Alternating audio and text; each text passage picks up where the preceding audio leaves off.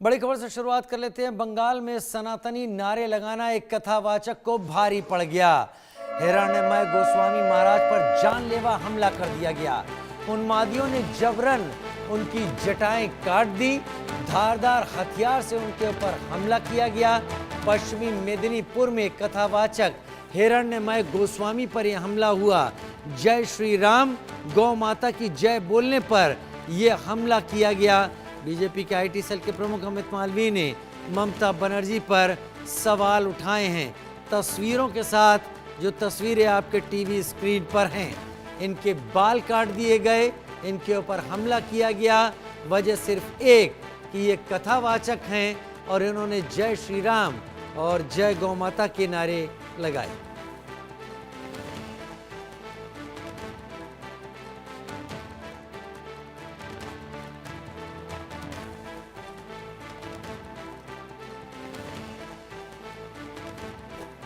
हिरण्यमय गोस्वामी महाराज पर जानलेवा हमला। पश्चिमी मेदिनीपुर में कथावाचक पर जानलेवा हमला। जय श्री राम गौ माता की जय बोलने पर यह हमला किया गया।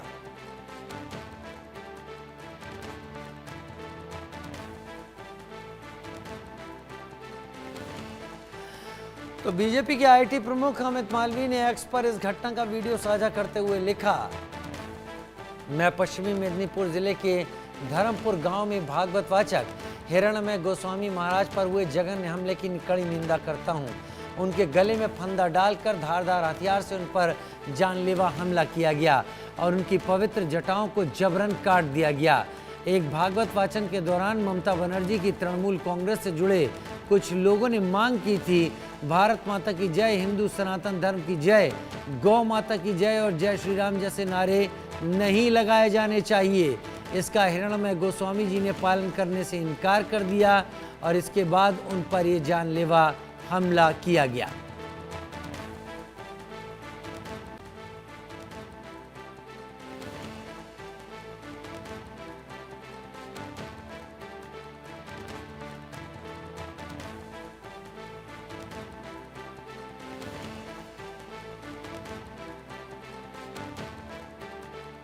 राहुल सिन्हा, पूर्व बीजेपी अध्यक्ष, बंगाल मेरे साथ इस वक्त जुड़ गए हैं। राहुल जी, इस घटना को आप किस तरीके से देख रहे हैं?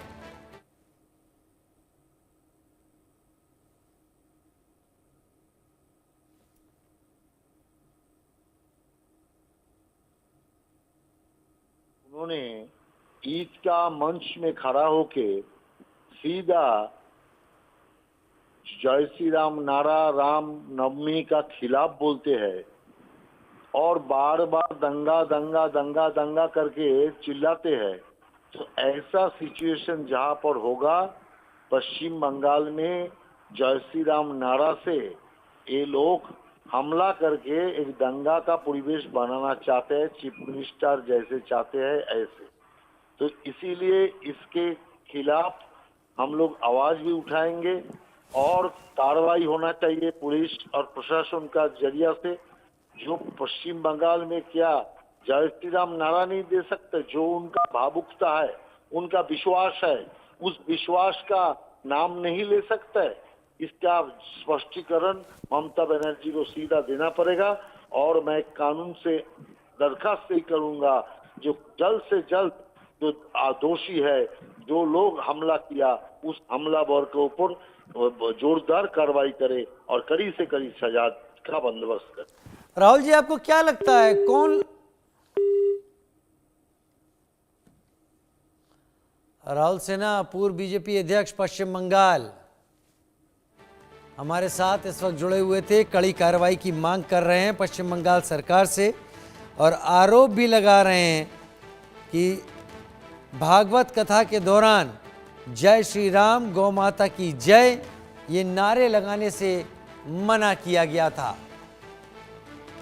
रैनिक दत्ता मेरे साथ जुड़ गए इस वक्त। रैनिक, विस्तार से डिटेल में इस बात को बताइए, ये कब की घटना है, अभी क्या किया है पुलिस ने, क्या किसी को अरेस्ट किया है और किन लोगों पर इसका इल्जाम है?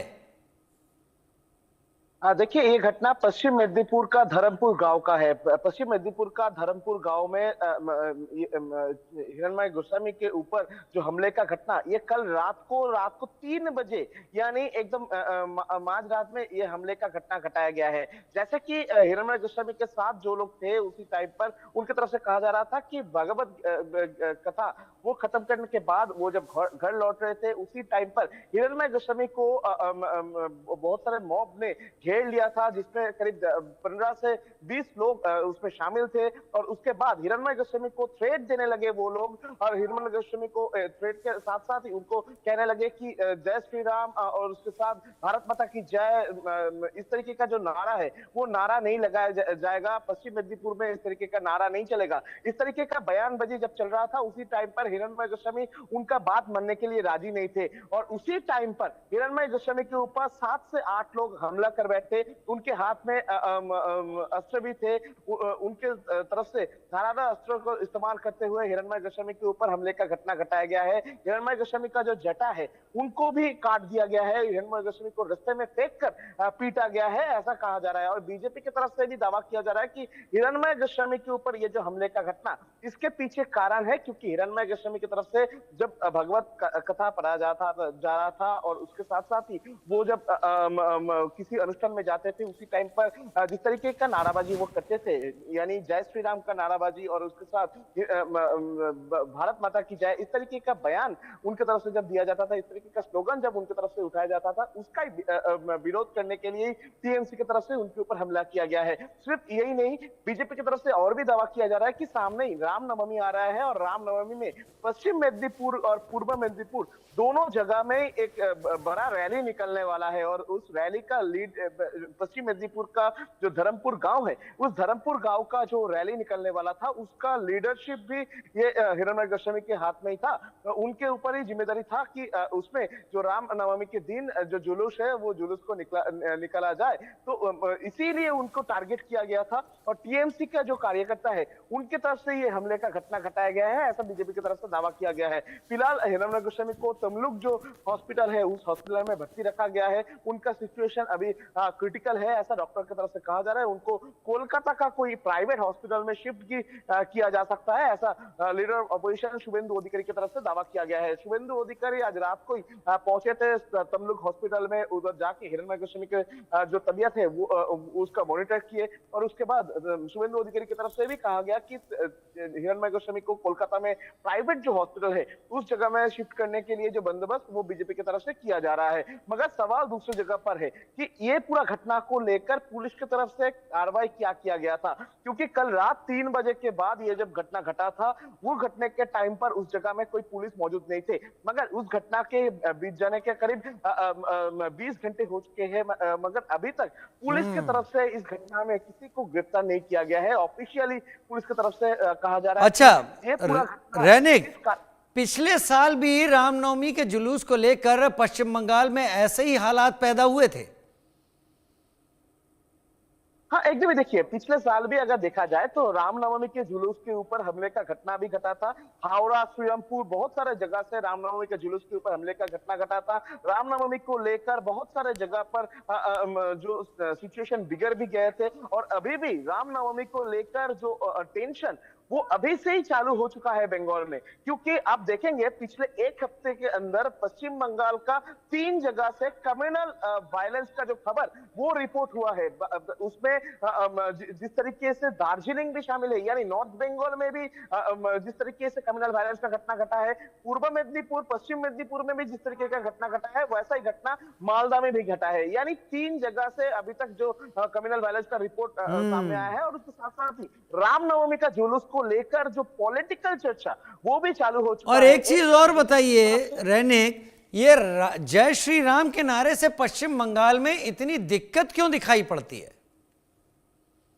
हाँ, एक ये सवाल तो आता ही है क्योंकि एक तरफ टीएमसी के तरफ से अगर बात किया जाए तो टीएमसी की तरफ से जय श्री राम नारा को लेकर इसके पहले भी नाराजगी दिखाया गया था। इसके पहले भी खुद ममता बनर्जी के जुबान पे भी और टीएमसी का जो टॉप मोस्ट लीडर थे उनके जुबान पे भी जय श्री राम का नारा का जो नाराजगी वो देखने को मिला था। और ईद के मौसम पर अवसर पर जब कल ममता बनर्जी ईद का नमाज का अनुष्ठान में शामिल हुए थे उस जगह पे भी ममता बनर्जी ने इस तरीके का जो रामनवमी को लेकर जिस तरीके का प्लानिंग चल रहा है या तो बोल सकते हैं जिस तरीके का जय श्री राम नारा को लेकर बार बार से बीजेपी स्लोगन उठा रहे हैं, लंदन में भी जिस तरीके से जय श्री राम का नारा उठा था उसी को देखते हुए ममता बनर्जी की तरफ से बहुत सारे बयान भी दिया गया था। तो उसके उसी टाइम पर ममता बनर्जी का ये बयान या तो टीएमसी का ये बयान ये सवाल ही बार बार से खड़ा कर देता है कि बंगाल में जय श्री राम नारा को लेकर इतना प्रॉब्लम क्यों क्रिएट होता है। और जिस तरीके का तस्वीर ये सामने आ रहा है पश्चिम मेदिनीपुर का धर्मपुर गांव से, इस तस्वीर से साफ हो जा रहा है कि जिस तरीके का सिचुएशन पिछले साल भी हुआ था रामनवमी के वैसा ही क्या पता इस बार हो जाए, इसीलिए पुलिस भी सड़कों पर आ गई। बहुत शुक्रिया रहने हमारे साथ जुड़ने के लिए इस जानकारी के साथ आपका। रुक करते हैं छत्तीसगढ़ का, जहां के नारायणपुर में नक्सली साजिश नाकाम कर दी गई है। सुरक्षा बलों ने 5 किलो आईडी बरामद किया है। पुलिस बल और बीडीएस की टीम की संयुक्त कार्रवाई सुरक्षा बलों को